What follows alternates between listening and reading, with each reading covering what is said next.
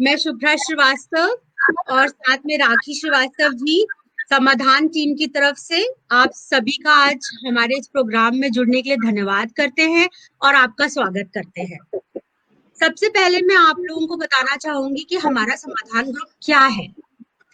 समाधान ग्रुप नंदिनी महिला क्लब इंदौर के कोर बोर्ड सदस्यों संरक्षिका डॉक्टर श्यामा वर्मा, एडवोकेट सुधा श्रीवास्तव जी, चेयरपर्सन लीना श्रीवास्तव जी, कोप चेयरपर्सन मधु अष्टाना जी, डायरेक्टर अनिता श्रीवास्तव जी एवं सुषमा श्रीवास्तव जी तथा नंदिनी क्लब की वर्तमान अध्यक्ष सुनीता श्रीवास्तव जी की अनूठी कल्पना है, जिसमें कायस्थ महिलाओं द्वारा इंदौर शहर की कायस्थ महिलाओं की समस्याओं के समाधान का सोचा गया। और इसके उद्देश्य जो है वो मैं आपको बताना चाहूंगी कुछ। हमारा उद्देश्य है कि हम आपातकालीन फंड उपलब्ध कराएं, अति जरूरतमंद कायस्थ महिलाओं को सहयोग राशि के रूप में संस्था के नियमानुसार आर्थिक संबल दें, कानूनी सलाह एवं मदद दें जिसमें पारिवारिक मामले रहेंगे, पुलिस संबंधी सहायता सिर्फ पारिवारिक मामलों के लिए, चिकित्सा संबंधी मदद व सलाह सिर्फ महिलाओं के लिए, रोजगार के लिए प्रयास अति जरूरतमंद महिलाओं के लिए, काउंसलिंग विवाह पूर्व, विवाह पश्चात, पारिवारिक और सीनियर सिटीजन्स को, बच्चों और टीनेजर की व्यवहारिक और कैरियर काउंसलिंग। इन उद्देश्यों को मूर्त रूप देने के लिए इंदौर शहर की गणमान्य और अपने अपने कार्य क्षेत्र की जानी मानी शख्सियतें, जिनमें रिटायर्ड आईजी डॉक्टर आशा माथुर जी, डॉक्टर पूनम माथुर जी जो स्त्री रोग विशेषज्ञ हैं, आईजी डॉक्टर आशा माथुर जी जो पुलिस विभाग से संबंधित है, डॉक्टर रचना वर्मा जी जो consultant interventional pain physician, spine joint and cancer pen specialist है, राखी श्रीवास्तव जी और मैं शुभ्रा श्रीवास्तव। हम सब इस बोर्ड मेंबर की सदस्य हैं। जब हम सब मिले तो इस अनोखी सोच में शामिल होकर समाधान टीम को दृढ़ता प्रदान हुई। इस सुगठित समूह ने जब उद्देश्यों को समाज के सम्मुख रखा तो बहुत सराहना और सहयोग भी मिला। फिर क्या था, पूरी टीम पूरे जोश खरोश के साथ अपने कार्य में जुट गई, जिसे शनि सफलता मिलती जा रही है। इसी प्रोग्राम के तहत आज हम आपके सामने उपस्थित हुए हैं हाई कोर्ट की एडवोकेट सुधा श्रीवास्तव जी के साथ, जो अपने आप में एक बहुत जाना माना नाम है इंदौर में। उन्हें इंट्रोडक्शन की बिल्कुल भी जरूरत नहीं है, पर मैं थोड़ी कोशिश जरूर करूंगी।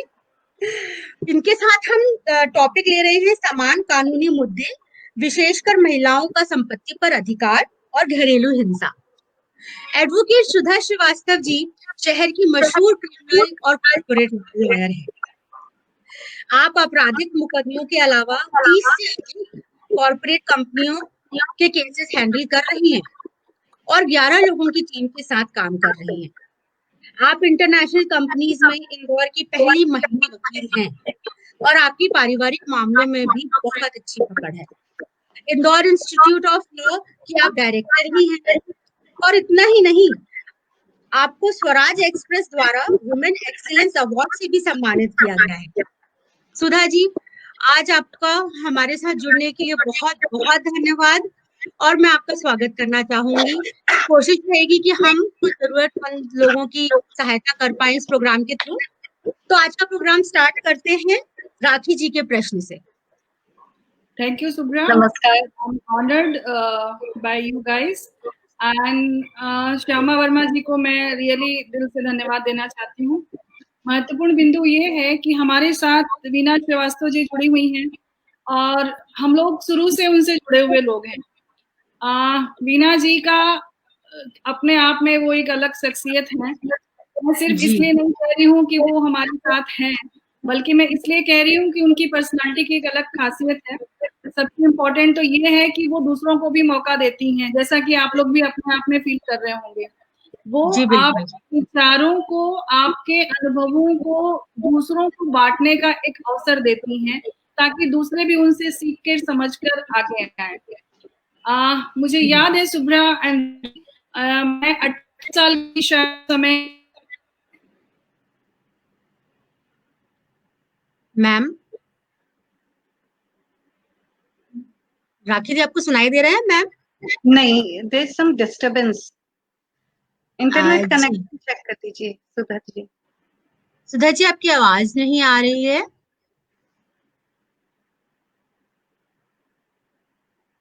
मुझे लगता है थोड़ा इंटरनेट कनेक्शन प्रॉब्लम है। आ रही है सुधा जी वापस जल्द ही।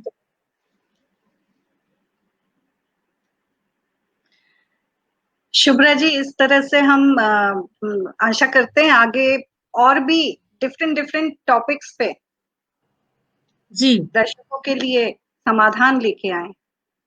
जी बिल्कुल, अभी हमारे पास बहुत लंबा आनंद मोहन प्रोग्राम माथुर है। साहब ने आप सभी को पता सुधा है जी, कि सुधा जी आपके मुझे लगता है कि आपके इंटरनेट थोड़ा स्लो हो रहा है।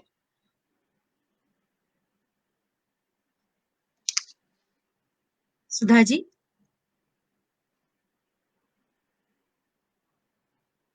सुधा जी जल्दी हमारे साथ जुड़ेंगी। मुझे लगता है उनके इंटरनेट में कुछ प्रॉब्लम है, पर वो जल्दी आएंगी। और तब तक मैं आपको बताना चाहूंगी, राखी जी आप बताना चाहेंगे कि हम और कौन किन किन एक्सपर्ट्स को लेके आएंगे इन प्रोग्राम्स के थ्रू? या हम लोग अब आगे सोच रहे हैं कि एक तो मेडिकल फील्ड में 2 डॉक्टर्स हैं, एक जी तो डॉक्टर रचना वर्मा, डॉक्टर पूनम माथुर, उनको जी लेके आएंगे। और रिटायर्ड आईजी मिसेस माथुर जी को भी लेके आएंगे। और दूसरा वी आर इंटरेस्टेड कि कोई साइकोलॉजिस्ट को भी लेके आए कि बच्चों के हिसाब से आगे कैसा उनको हम गाइड कर मेरे सकें। ख्याल से भी अब सुधा जी आ गई हैं। हाँ जी, सुधा जी आपका इंटरनेट डिस्कनेक्ट हो गया था शायद। शायद लाइट भी। मैं यही कहना चाहूंगी कि आनंद मोहन माथुर साहब ने इतना काम किया है अपने समाज के लिए, दूसरे समाज के लोगों के लिए भी। तो जी मैं बिल्कुल। दीदी, आनंद मोहन माथुर साहब, श्यामा वर्मा, महेश जी श्रीवास्तव जी, और आप सोचो कि 28 साल की उम्र में एक लड़की का कितना एक्सपीरियंस हो सकता है। लड़की ही कहूंगी क्योंकि 28 साल की उम्र बहुत ज्यादा नहीं होती है। तभी भी समाज की तरफ से मुझे पुरस्कृत किया गया था। मुझे आज भी वो सम्मान अपना याद है। मुझे बड़ी खुशी होती है कि इतनी कम उम्र में मैं सम्मान पाने के योग्य हुई थी। इसके बाद मैं अपने ग्रुप के सभी, सुनीता, तृप्ति सक्सेना, आप सभी का not the least but the Subra and Rakhi, आपको भी बहुत बहुत धन्यवाद। आपने इस लायक समझा और इस प्रोग्राम से हम स्टार्ट करते हैं। बाकी हमारे जितने भी सदस्य अपने क्लब के हैं, मैं सभी को नमस्कार करती हूँ। अब आप राखी जी अपना क्वेश्चन शुरू कर सकती हैं। Thank you Sudha ji. सबसे पहले तो आप ये बताइए कि हिंदू अनडिवाइडेड फैमिली क्या है? बड़ा शॉर्ट में हम लोग HUF बोलते हैं। HUF का जो राइट होता है, वो जैसे ही बच्चा बर्थ होता है परिवार में, वैसे उसका राइट क्रिएट होता है। That is called Hindu undivided family. Okay, thank you. मैं बहुत जल्दी ये बताना चाहूंगी अपने दर्शकों को कि वो कमेंट सेक्शन में अपने प्रश्न लिख सकते हैं। वो हमें मिल जाएंगे और लाइव ही आपको सुधा जी उनका आंसर करेंगी। तो आप प्लीज अपने क्वेश्चंस कमेंट सेक्शन में डालिए, हम आपके साथ जुड़े हुए हैं। अब मैं अपना दूसरा प्रश्न पूछना चाहूंगी सुधा जी। पेरेंटल प्रॉपर्टी का क्या अर्थ है और बेटियों का इसमें क्या अधिकार है?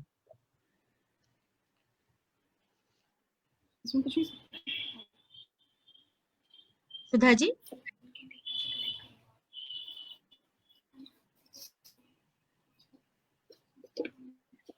मुझे लगता है इंटरनेट। सुधा जी आप मुझे सुन पा रहे हैं?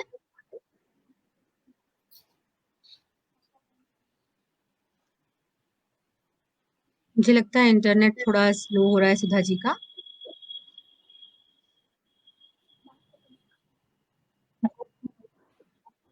हेलो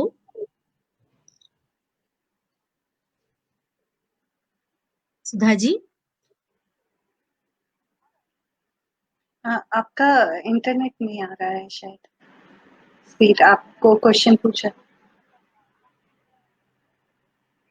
इसने अभी एक क्वेश्चन पूछा था शुभ्रा जी ने।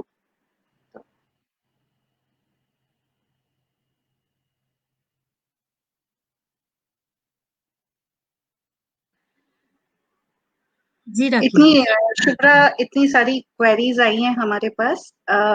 सच। हमने just 15 दिन पहले डिसाइड किया था कि ये प्रोग्राम करेंगे हम, और आई थिंक आपके नंबर पे भी, मेरे नंबर पे भी ढेरों क्वेरीज आई हैं, और पीपल आर इंटरेस्टेड।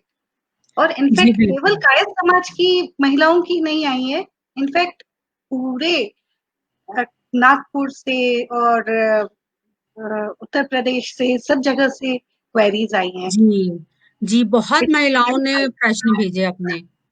जी हाँ, आज इसकी बहुत जरूरत थी, आज की तारीख वही, में। और बहुत ज्वलंत मुद्दा है ये। मुझे लगता है काफी लोग इससे संबंधित प्रयास में हैं कि उनको इसका आंसर मिले। तो हमारी आज बिकॉज वही उद्देश्य है हमारा। लोग मैं जा ले नहीं लूं पाते। इसको। जी सुधा जी, वेलकम। जी बताएं। जी, मैं आपसे प्रश्न पूछ रही थी कि पेरेंटल प्रॉपर्टी का क्या मतलब होता है और बेटियों का इस पे क्या अधिकार है। सी शुभ्रा, पेरेंटल प्रॉपर्टी मतलब वो संपत्ति जो हमें अपने जैसे आपके फादर से फादर को मिला हो, फोर फादर से और फादर के फादर से मिलता है, दैट इज जी। Called a parental property. उसमें चाचा की हम्म संपत्ति नहीं होती है, और जिनमें 1956 के बाद जिनकी डेथ हुई है ना, ऐसी ओके संपत्तियों में अ, बेटे का और बेटी का दोनों का समान अधिकार है। Okay. I am audible? Sudha ji, या जी सुधा जी, एडॉप्टेड डॉटर्स का भी क्या कुछ अधिकार रहता है पेरेंटल प्रॉपर्टी पर? हाँ sure rakhi, adopted daughter is just like a daughter because adopted like a daughter, so जितने daughter के right रहेंगे वो भी adopted daughter के right create होंगे उसके, unless and adoption is not failed। जी। जी अच्छा। और एक बहुत कॉमन क्वेश्चन हम लोगों को आया है सुधा जी, बहुत महिलाओं ने ये क्वेश्चन पूछा है हमसे कि अगर बिना वसीयत बनाए पेरेंट्स की डेथ हो जाती है, स्पेशली फादर की, तो उनकी संपत्ति को वारिसों को किस प्रकार दिया जाएगा। नहीं, मेरा क्वेश्चन फिर वहीं पे है सुब्रा, कि अगर डेथ हुई है तो 1956 के बाद हुई है, जी। तो जी हाँ, उसमें डॉटर का राइट तो रहेगा। मतलब अगर वो आपका यही वसीयत क्वेश्चन बिना था ना? बनाए चले गए, नहीं, मैं ये समझना चाह रही हूँ कि तो मान ठीक है। लीजिए वसीयत बनाए बिना हाँ अगर डेथ हो जाती है, सुधा जी फिर से डिस्कनेक्ट हो गए हैं शायद हमारे साथ। ये राखी जी, मैं आपको बता रही हूँ, ये बहुत बार हम लोगों के पास ये क्वेश्चन आया कई लोगों हाँ, से, है जी ना, हाँ, क्योंकि हाँ, ये होता है कि अगर कोई थे जब पापा, तब उन्होंने बना दिया, तो ठीक है, वो तो लिखित में है। लेकिन अगर वो नहीं है, नहीं बना के जाता, तो क्या बहुत लोगों होगा। के ये क्वेश्चंस आए हैं कि पेरेंटल प्रॉपर्टी पे अगर वसीयत, कोई पेरेंट्स बिना वसीयत के उनकी डेथ हो जाती है, तो उस जी, कंडीशन में लड़कियों का क्या उस पे अधिकार है? तो वही, और जहां वो तक कैसे मुझे लग रहा था, मांगेंगे अपना सुधा जी अधिकार। भी बता रहे थे कि 1956 के बाद जो रूल्स एंड रेगुलेशंस आए हैं, उसके बाद जी। महिलाओं का उन पे अधिकार है, हम्म। लेकिन आज राखी, शायद नेट की ज्यादा प्रॉब्लम हो रही है, प्लीज मुझे बताओ क्या क्वेश्चन था तुम्हारा। जी, मेरा ये क्वेश्चन था सुधा जी कि हम्म बिना वसीयत बनाए हम्म अगर हम्म पेरेंट्स की डेथ हो जाती है, हम्म तो फिर उनकी संपत्ति को कैसे बांटेंगे, कैसे वारिसों में उनको, मतलब किसी को बोल, स्पेशली जो सिस्टर्स हैं, उनका ये हम्म। पूछना है कि फिर हम नहीं कैसे, नहीं, हम वो तो उसमें मिलेगा। इक्विवेलेंट, हाँ। देखो 56 के बाद जो भी डेथ हुई है उसमें लड़का लड़की दोनों को इक्विवेलेंट प्रॉपर्टी का राइट मिला है, जी। और उसके लिए आपको वारिसनामा बनता है बकायदा। आप उसमें बना के वो प्रॉपर्टी, अगर एक है, सपोज ए नाम का कोई हाउस है और उनके 3 बच्चे हैं, 2 लड़कियां 2 लड़के हैं, या एक लड़का 2 लड़कियां हैं, ठीक है, उन कंडीशन में जी। वो तीनों को इक्विवेलेंट ही मिलेगा। हम्म। और अगर वो अगर बना के नहीं गए हैं, तो ये हाँ, इसीलिए वारिसनामा कह रही कौन हूँ, बनवाएगा। वो कोर्ट का प्रोसीजर होता है एक, You तो have to जैसे go अगर with मैं some बहन lawyer. हूँ, अगर मैं हाँ, डॉटर हूँ, तो मैं जाके कोर्ट में या एडवोकेट के किसी लॉयर के पास जाके मैं बोल इसमें सकती हूँ? हाँ, अगर आप मान लीजिए आप 3 भाई बहन हैं, ठीक है? तो जी, आपको मतलब आप तीनों की सहमति है कि प्रॉपर्टी इक्विवेलेंट हो जाए। जी, उसमें तो होगी कोर्ट में भी, कोर्ट इक्विवेलेंट दे देगी आपको। लेकिन अगर ये आपका ये राइट है कि अगर आपका भाई बोलता है कि मैं आपको प्रॉपर्टी नहीं दूंगा, तो आप पार्टीशन सूट लगा सकती हैं। ओके, जी हाँ, आपको सूट लगाना ही पड़ेगा और कोर्ट आपको वो पूरी चीजें दिलाएगी। ये सुनने में आया है सुधा जी स्त्री धन के बारे में, तो व्हाट इज दिस हाँ। एक्चुअली? स्त्री धन राखी वो चीज होती है जो आपको जब आपका विवाह होता है तो माता हाँ जी। पिता की तरफ से जो आपको दिया जाता है, इवन जो गिफ्ट भी आपको मिलते हैं, राइट, या जो इन लॉज की तरफ से भी चढ़ाया जाता है, लेकिन वो जी। आपको चढ़ाया जा रहा है। जो चीज आपको चढ़ती है, चाहे वो संपत्ति हो, चाहे वो रुपया हो, चाहे वो गहने हो, उस पे उस दैट इज कॉल्ड स्त्री धन एक्चुअली। ओके। अब ये एक बात और सुनाई देती है बहुत ज्यादा कि domestic violence act. Domestic violence act क्या है और इसकी प्रोसीडिंग्स सिविल होती है या क्रिमिनल? किसमें फॉलो करेगा? देखो, वायलेंस आ गया तो no doubt it's a criminal हो गया। डोमेस्टिक वायलेंस मतलब एक छत के नीचे जहां आप रह रहे हो, जैसे एक छत के नीचे सास, ननद, बहू, पति, जेठ सब रह रहे हैं, और उसके साथ किसी भी तरह की मानसिक, शारीरिक, यहाँ तक कि सामाजिक के आर्थिक, फिजिकल, मेंटल, किसी भी तरह का कोई क्रुएल्टी होता है, that is come in the definition of domestic violence act. Okay, और ये क्रिमिनल ही कहलाएगा? ये क्रिमिनल ही होता है। जी। और तो इसमें कई पूछिए। हाँ, आप बताइए। इसमें बहुत सारी चीजें रहती हैं कि डोमेस्टिक वायलेंस एक्ट क्यों बना। आपका पहला ये भी शायद आप जानना चाहेंगे, बिल्कुल। बिकॉज पहले से 498A दहेज का जो था वो तो बहुत पहले से चल रहा है ना। जी हाँ। लेकिन ये दहेज का मैटर इतना बना, कानून बना, बट महिलाएं फिर भी आज उसी स्थिति में थी। महिलाएं आज भी क्रूअल्टी का शिकार हो रही थी। तो ऐसी कंडीशन में इनको अपलिफ्ट करने के लिए और इनको स्ट्रॉन्ग बनाने के लिए ये एक कानून बना, which is come into the domestic violence act. अच्छा सुधा जी, डोमेस्टिक वायलेंस के अंतर्गत अगर पीड़ित और पीड़िता कोई भी मेंटेनेंस मांगते हैं तो क्या उनको वो मदद मिलती है, मिल सकती है? हाँ हाँ, बिल्कुल बिल्कुल, मेंटेनेंस तो बिल्कुल मिलेगा। मेंटेनेंस मांगने का 2 तरीका होता है राखी। एक होता है under section 125 of the CRPC, उसमें जाकर आप मेंटेनेंस मांग सकते हैं, ठीक है। That is under the family court act. जहां फैमिली कोर्ट है वहां पर फैमिली कोर्ट में जाके अप्लाई करना पड़ता है आपको। और दूसरा, डोमेस्टिक वायलेंस के अंदर भी you can seek the maintenance. एक चीज और आप को बताना चाहूंगी कि जो महिलाएं कमाती हैं, है ना, लेकिन जी, सपोज हस्बैंड की कमाई 1 लाख रुपए है और वाइफ केवल 10,000 या 15,000 कमा रही है, और आज की जो लाइफ स्टाइल है उसमें 15,000 रुपए is not sufficient for her livelihood. In this condition she can seek the further maintenance from husband. Okay, very nice. पर मैम हम लोग हमेशा ये नहीं होता है कि लेडीज के ऊपर ही डोमेस्टिक वायलेंस हो, तो आपको क्या लगता है जेंट्स पर भी डोमेस्टिक वायलेंस एक्ट लागू होगा या नहीं? सुब्रा, महिलाएं कर सकती हैं, जो इसकी डेफिनेशन है डोमेस्टिक वायलेंस की, वो उसमें आप देखेंगे तो व्यथित व्यक्ति में केवल महिलाएं ही आती हैं, पुरुष नहीं आते हैं। तो महिलाएं पुरुष पर कर सकती हैं, लेकिन पुरुष महिलाओं पर नहीं कर सकते हैं, ओके। क्योंकि बिकॉज इट वाज अपलिफ्टिंग के लिए ही बना है ना। It was that law is for the females and uplifting for the society, uplifting in the society, इसलिए ये लॉ जी, बना। जी। तो ये इसका बेनिफिट ज्यादातर महिलाओं को ही मिलता है। अच्छा सुधा जी, ये वन स्टॉप सेंटर क्या होता है? One stop centre. Raki, it's a very good question because nobody can knows what is the one stop center. See, this is a central ministry of law, right? Women Ministry of Law.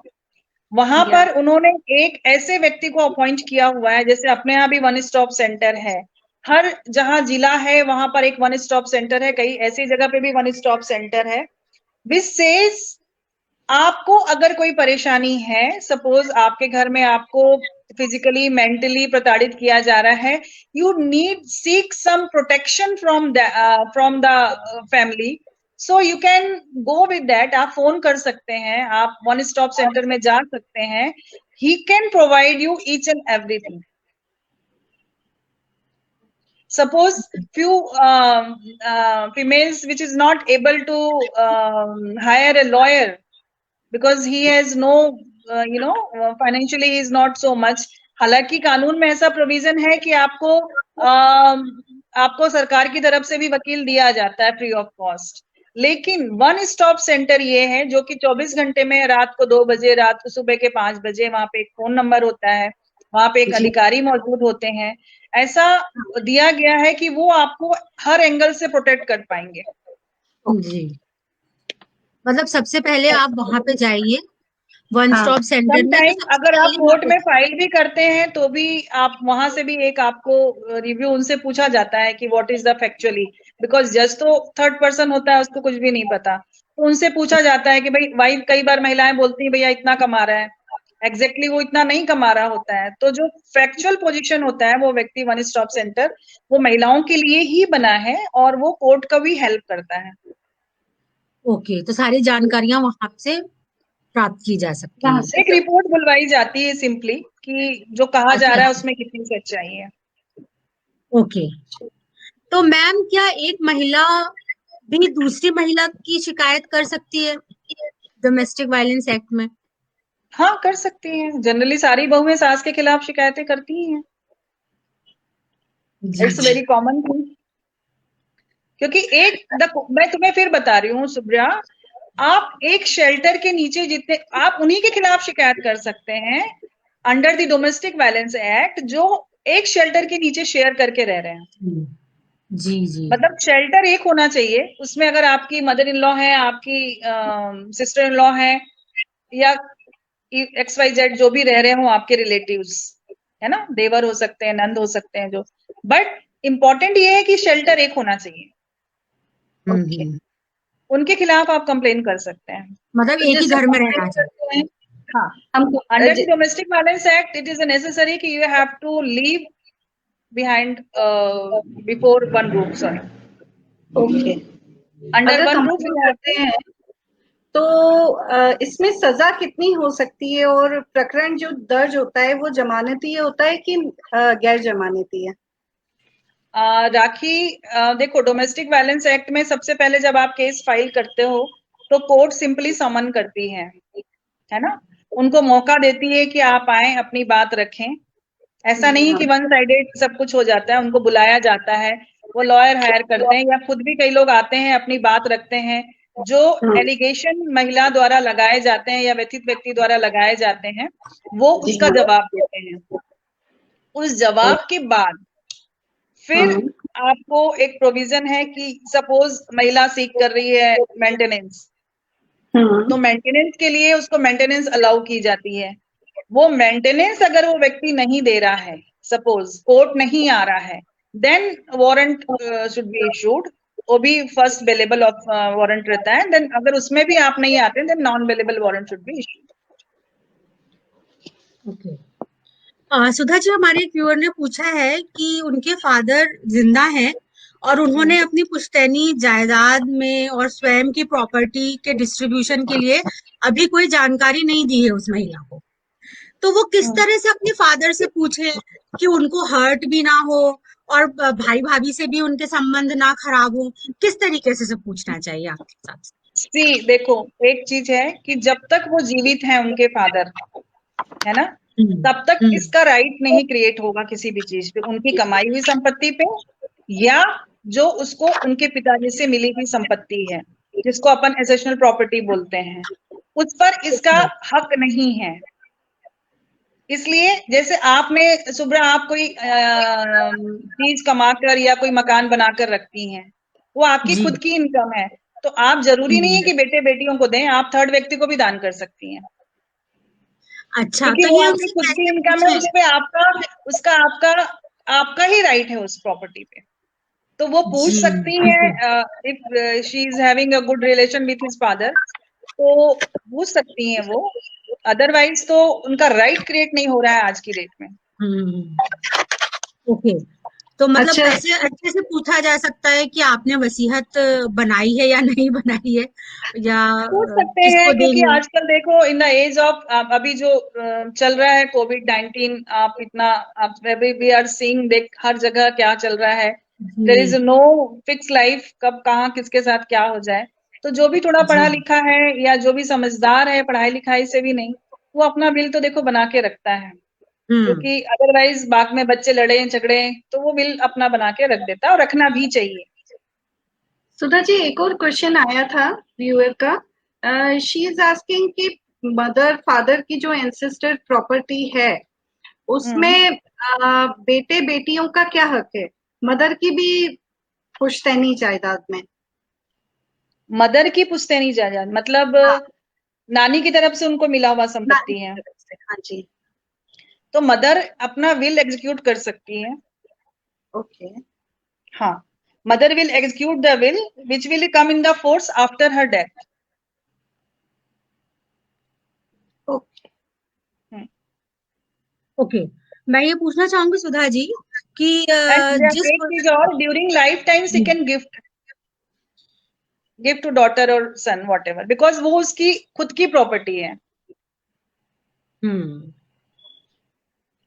अच्छा सुधा जी, एक प्रश्न और ये हमें आया कि जिस पुश्तैनी जायदाद का डिवीजन 15-20 साल पहले हो गया है, हम्म। उसके उसके बारे में एक बेटी को कैसे पता चले कि क्या डिस्ट्रीब्यूशन हुआ था 15-20 साल पहले? Revenue record, you can go with the revenue record. अगर उसको कोई डाउट है कि ऐसा है, तो might be she can go with the revenue record, collector record, वहां से उसको पता चल जाएगा कि कैसे डिस्ट्रीब्यूशन हुआ है उसकी प्रॉपर्टी का। ओके। सुधा जी, एक व्यूअर सर्च पूछ रिपोर्ट भी रहे हैं। करवा सकते हैं, इसमें सर्च भी होता है, तो search can also done. Okay. अभी अभी एक व्यूअर का क्वेश्चन आया है सुधा जी कि उनके फादर की डेथ हो चुकी है, जॉइंट फैमिली में वो लोग रहते थे और हम्म। 4 हिस्सों में उनका मकान डिस्ट्रीब्यूटेड है। अब हम्म। एक पोर्शन उनकी मदर के नाम पर है और उनके कोई भाई भी नहीं है, केवल 3 बहनें हैं। ऐसा वो क्या हम्म। करें कि माँ के जाने के बाद चाचा लोग उनकी प्रॉपर्टी पे कब्जा ना कर सकें? व्हाट कैन मदर दे अपना हिस्सा उनको गिफ्ट कर सकती हैं, जो मैंने आपको भी बताया। ओके। मदर अपना हिस्सा उनको गिफ्ट कर सकती हैं, विल कर सकती हैं, जो रजिस्टर्ड विल होता है वो भी कर सकती हैं, ताकि जी हाँ। उनका हिस्सा उनके मृत्यु के बाद उनको मिल जाए। ओके। ओके। सुधा जी, एक डिवोर्स पेंडिंग एक केस किसी ने हमसे पूछा है कि मान लीजिए डिवोर्स का केस चल रहा है या वो चलाने वाली है महिला, तो उनके अधिकार क्या रहेंगे प्रॉपर्टी में स्पेशली? और अगर पति ने ये किया कि उनका अकाउंट खाली कर दिया, बिल्कुल पैसे नहीं हैं, तो हम्म। और वो मेंटेनेंस भी नहीं देना चाहते, वो बोलते हम तो जॉब ही नहीं करते, हमको मेंटेनेंस ही नहीं देना तुमको, तो वो महिला हम्म। क्या करेगी इस केस में? नहीं, मेंटेनेंस तो उसको देना ही पड़ेगा, उसके कहने से कुछ नहीं होता है। लॉ ये कहता है अनलेस एंड अनटिल आप डिसेबल नहीं हो, है ना। बहुत पहले सुब्रा, एक केस जब I was started my practice, the day एक डाइवोर्स केस चला था, उसमें एक हस्बैंड साधु बन गया था। तो उसने कहा साहब मैं तो भिक्षा मांग के खाता हूँ, तो ऐसी स्थिति में मैं अपनी पत्नी का भरण पोषण कैसे कर सकता हूँ। तब जज ने उसको ये कहा था, आपने जब शादी किया तब आपने ये तो तय नहीं किया था कि आप भिक्षा मांगेंगे या साधु बनेंगे, लेकिन बिल्कुल। चलिए आप बन भी गए साधु, तो भिक्षा में जो मिलता है आधा हिस्सा आपकी वाइफ को जाएगा। पर सो लॉ मेंटेनेंस तो इज, मिलेगा ही। मेंटेनेंस तो आपको देना पड़ेगा, और बिकॉज यू तारीख are liable for that.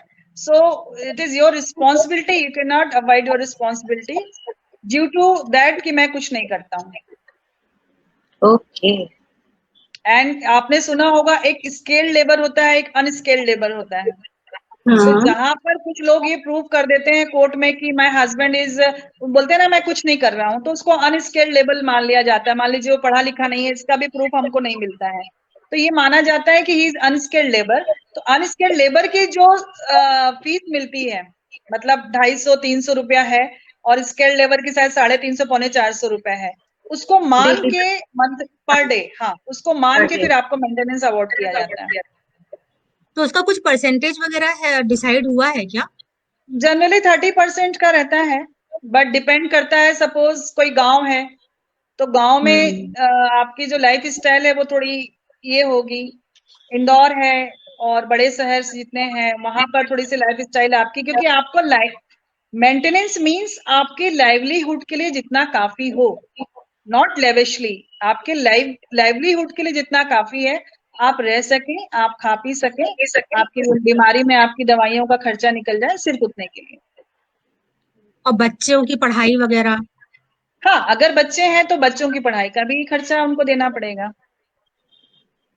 Okay. बच्चों की पढ़ाई 18 साल तक ही इज लायबल टू पे, और बहुत हेल्दी मैनर में बात की भी रिस्पॉन्सिबिलिटी आती है। 18 साल तो ये होता है राखी की 18 साल तक बच्चे की पढ़ाई लिखाई, उसका जितना है स्कूलिंग खर्च, अगर माँ कुछ नहीं करती है तो फादर को देना ही पड़ेगा। और 18 इसमें साल के बाद प्रोविजंस हैं, इसमें प्रोविजंस हैं। अगर 125 में सीआरपीसी में आप जा रहे हो और इसमें प्रोविजन है कि आपको court will send you jail. That's good. या तो कोई फादर फिर अपनी वाइफ को मेहनताना वो देने से नहीं पीछे हट सकता है, ये तो बहुत ही अच्छी हाँ, चीज है। एवरी हस्बैंड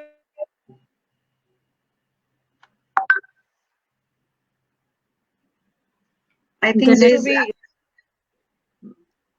फिर से कुछ रिस्पॉन्सिबिलिटी प्रॉब्लम तो लेनी ही पड़ेगी ना उसको, जी बिकॉज जी आपने शादी की है, आपने सब कुछ किया है। तो आज एक महिला जिसको आप दूसरे घर से लेकर आ रहे हैं, और हाँ सडनली यू सेड कि एक झगड़ा हो गया या आप कोई और प्रॉब्लम हो गई, तो आप कहेंगे कि मैं नहीं पे कर सकता। That is not done.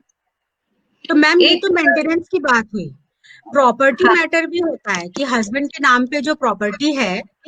Subra, फिर से आप क्वेश्चन रिपीट करेंगे प्लीज। जी जी बिल्कुल, डिवोर्स के केस में प्रॉपर्टी का क्या होता है जो हस्बैंड के नाम पे है? जो हस्बैंड के नाम पे है वो तो हस्बैंड का ही रहेगा, बिकॉज आप उस पार्ट से अलग हो जाते हो ना, वो उस पे आपका राइट क्रिएट नहीं होता है। आपके बच्चों का राइट क्रिएट हो सकता है, लेकिन आपका राइट नहीं क्रिएट होगा। 13(1)(b) में अगर आप डिवोर्स भी दो प्रकार का होता है सुब्रा। एक होता है जी कंसेशनल 13(1)(b) में, जहां दोनों की राजी मर्जी से डिवोर्स होता है। वहां जी दोनों की राजी मर्जी होती है और पति को लगता है कि भाई मुझे पत्नी को या बच्चों को ये प्रॉपर्टी देनी है, तो वो दे सकता है।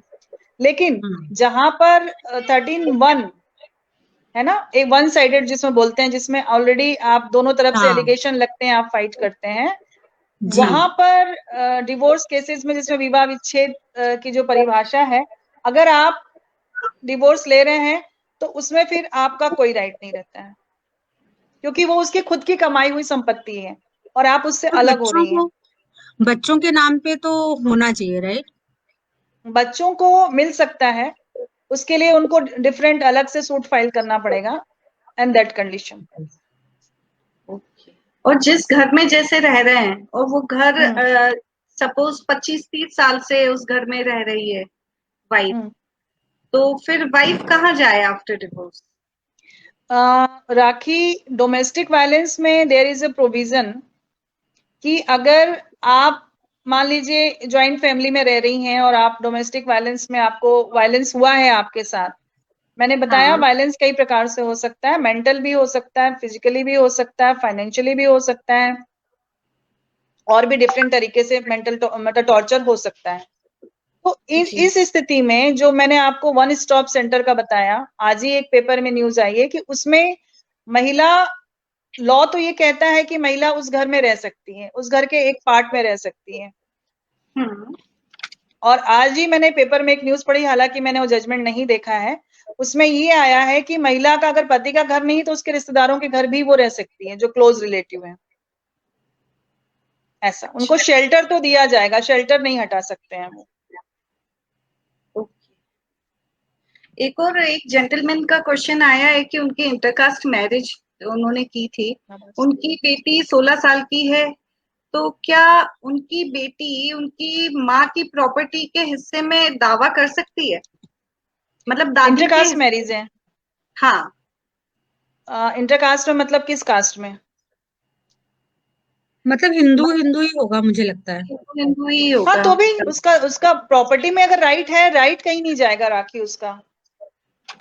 अगर वो मुस्लिम विवाह कर लेती है या किसी अदर कास्ट में भी करती है, तो उसकी हाँ, प्रॉपर्टी का जो राइट है वो हाँ, रहेगा उसका। बीइंग ए डॉटर, उसका जो खुद का अधिकार है, वो अधिकार जी हाँ। उससे दूसरे कास्ट में शादी करने से नहीं खत्म होगा। लेकिन ग्रैंड पेरेंट्स की प्रॉपर्टी पे भी अधिकार कर सकते हैं हम? नहीं, जब तक, मैंने आपको पहले इसका जवाब दिया है, जब तक उनके माता पिता जीवित हैं तब तक तो वो उनका ही राइट रहेगा। उनके जाने के बाद फिर वो प्रॉपर्टी डिस्प्यूट हो सकती है। ये बकायदा ट्री बनता है सुब्रा। जैसे कि जी। मान लीजिए 4 पोर्स, एक एग्जांपल के लिए बता रही हूँ कि एक पिता ए है, बी सी डी उनके सन है, तो जो डी वाला है, डी वाले को जो प्रॉपर्टी का हिस्सा मिलेगा वो 1/4 मिलेगा। ठीक है?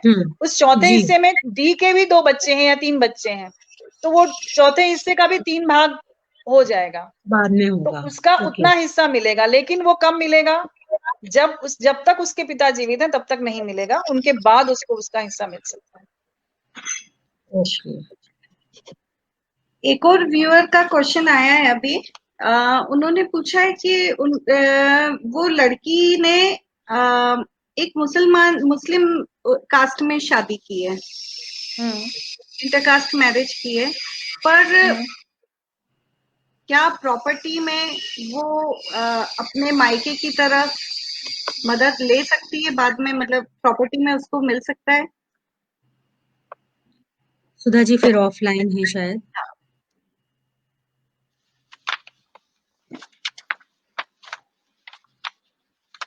अब ये आप जो पूछ रहे हैं वो इंटर रिलीजियस पूछ रहे हैं, है ना? हाँ, जैसे किसी ने इंटर दूसरे रिलीजन में कर लिया, है ना? हाँ अभी हम जी हाँ। इंटर कास्ट पूछ रहे थे। अब हमारा प्रश्न है कि इंटर रिलीजियस हो तो क्या होगा? में क्या होता है कि इंटर अगर प्रॉपर्टी, कोई लड़की ने इंटर रिलीजन मैरिज की है, अगर हिंदू ठीक है, लड़की ने हाँ। मुस्लिम में शादी की है, तो क्या उसका अपने पेरेंटल साइड प्रॉपर्टी में she can demand for the property? हाँ हाँ, उसका राइट कहीं नहीं जाएगा। जो प्रॉपर्टी उसको राइटफुली मिल रहा है, वो राइट उसका खत्म नहीं होता अगर वो मुस्लिम में शादी करती है तो भी। और एंड शी कैन अगर क्लेम ऑल्सो। वो अपनी ससुराल में खुश नहीं है, हाँ हाँ, तो फिर कौन से एक्ट के तहत she will be helped by the law? Actually जितने भी मैरिज आप देखेंगे, मुस्लिम law is little different from the Hindu law, but registered marriage जहां पर भी होता है तो रजिस्ट्रेशन जो एक्ट रहता है हाँ उसमें जी, दे कैन गो।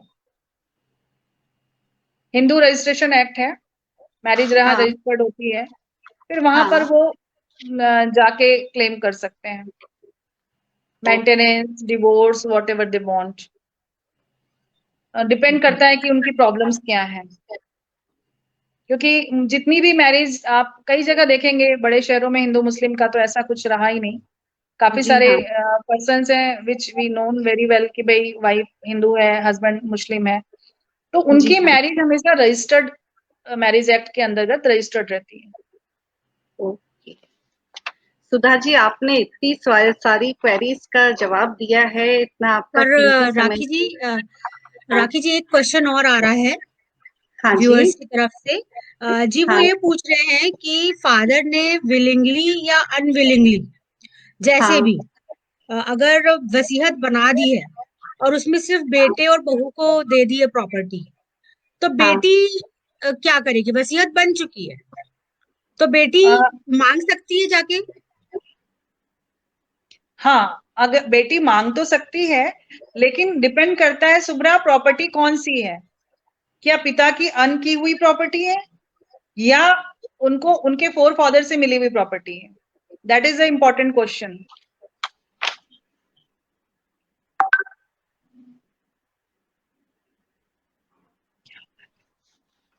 शुभ्रा,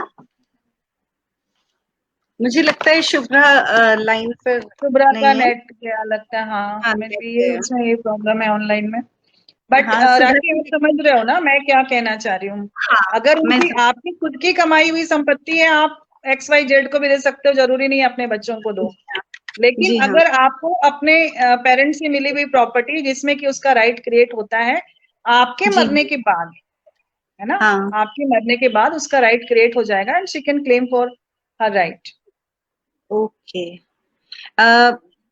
सुधा जी, मेरे ख्याल से अभी मैक्सिमम क्वेश्चंस हमें आ गए हैं। जी नाउ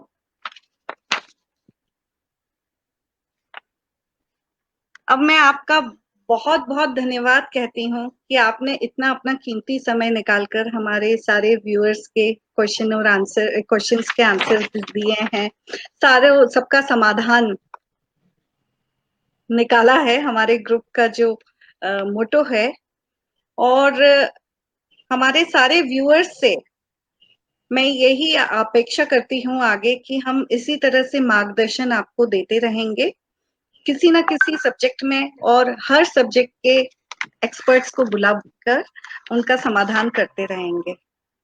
हमारी आपने समाधान टीम उनका हमेशा प्राइवेसी को भी मेंटेन रखेगी, और हमारे इसमें जो समाधान टीम के मेंबर्स हैं जिनसे हमारे व्यूअर्स संपर्क कर सकते हैं, उसमें मुख्यतः Mrs Veena Srivastava, Sushma Srivastava, Mrs Madhu Asthana ji, Mrs Anita Srivastava ji, and Sunita Srivastava ji, and Mrs Preeti Saxena. इनके नंबर दिए हुए हैं स्क्रीन पे, आप लोग नोट कर लीजिए, और ये सब से आप अपनी क्वेरीज भेज सकते हैं, और ये एक्सपर्ट्स के थ्रू आपकी सारे समाधान का आपकी सारी परेशानियों का समाधान करेंगी।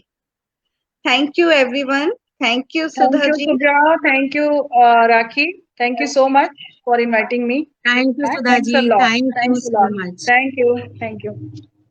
ठीक है, आप ओके, सभी सबसे को विदा नमस्ते। लेते हैं। जय हिंद। जय हिंद। जय हिंद।